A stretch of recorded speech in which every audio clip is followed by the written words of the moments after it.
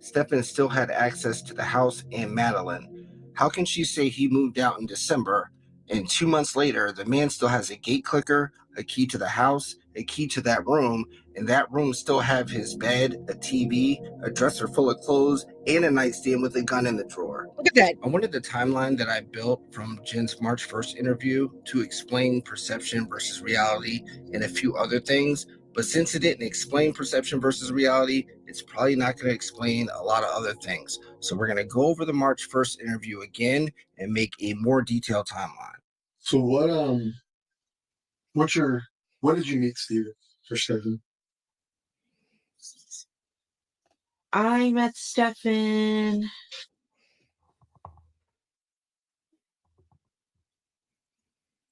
All right, here's the timeline again, you guys. In 2017.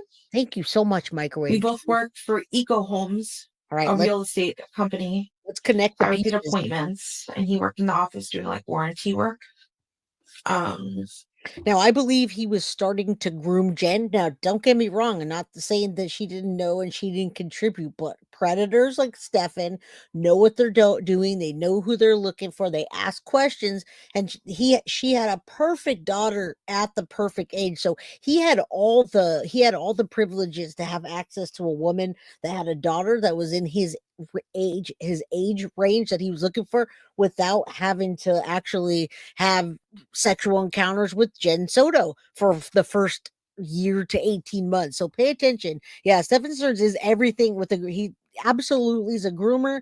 I absolutely believe he was not only targeting Jen, but he was targeting other women when he was not with Jen and he was living down there. The women that he would try to date always had children or always talked about something weird with Stefan, his weird sex things. And I believe that he absolutely was grooming other women. And Jen panned out. Him and Jen gave each other exactly what they needed. She said, yeah, we're going to listen here right now. We met as coworkers. Yeah, they were coworkers, but they both worked for Stefan's father, which makes things a little bit different, especially knowing that Stefan's a predator. This is my opinion, but I think that Stefan knew Jen's personal information before she even started working there. We became really good friends.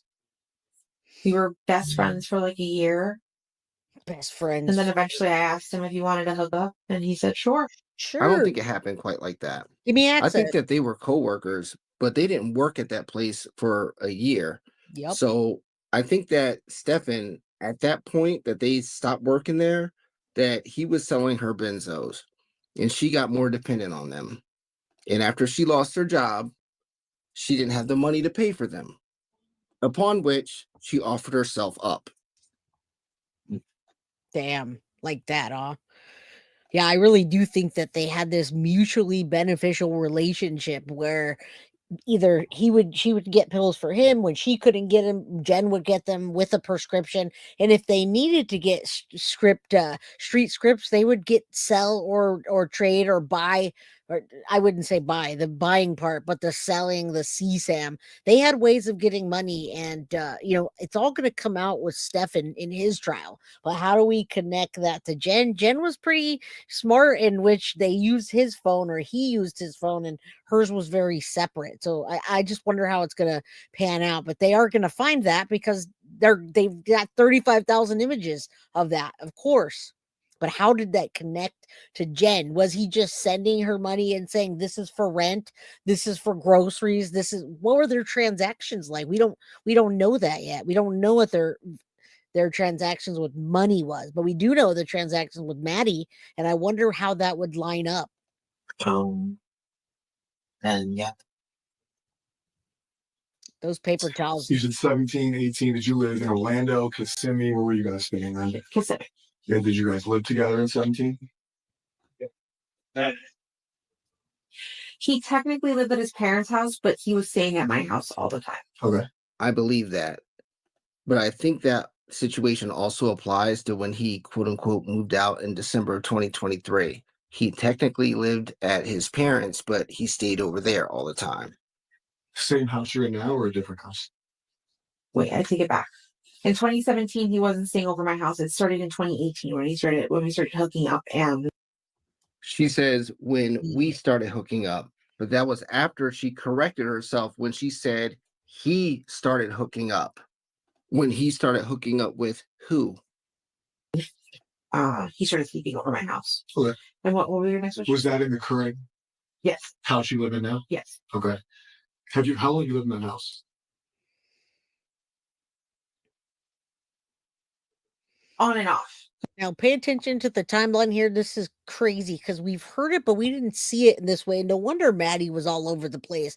They would move, and then when it didn't work out in a few months because nobody wanted Steph in there, no one wanted this weird dynamic, they had to get a place together. So they'd have to move and then move somewhere else and then move somewhere else. And then they got their own place, and that didn't work out because either Stefan wasn't getting what he needed or they didn't have enough money. And then they'd move somewhere else. And then when they moved into the condo, they blamed, or Jen blames her father, which in my opinion is very far from the truth. Now, she does tell the truth about him saying he was going to sell the place. We went back and looked at this a long time ago. He put the condo up for sale, and then Jen moved in right after that. And yes, she was renting out rooms, but I think she was making money off of those rooms being rented out. That's why she put Maddie aside. That's why she had Stefan's dad pay the $600, but they were making money from the $600 room. And that you can see the room. It has a bottle, all the necessities to make CSAM. No marks anywhere, fresh white bedding, walls, and the tripod with the gun and the loop, you guys. What else could you get out of that room? Because at one point we moved close to where his parents live right now in they live in Northport, Florida, Sarasota County.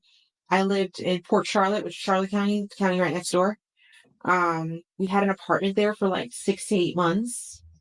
We moved down there because, again, Stefan was promised a job and that fell through. Again, Stefan was offered a job, but that fell through. The way that Jen is explaining this, you would think that she was moving in with Stefan by herself. But in reality, she took Madeline out of school in the middle of the school year to move 3 hours away into an apartment with Stefan. And this was during the pandemic. In my opinion, she needed to be closer to Stefan so she can get her stuff and he can do his CSAM thing.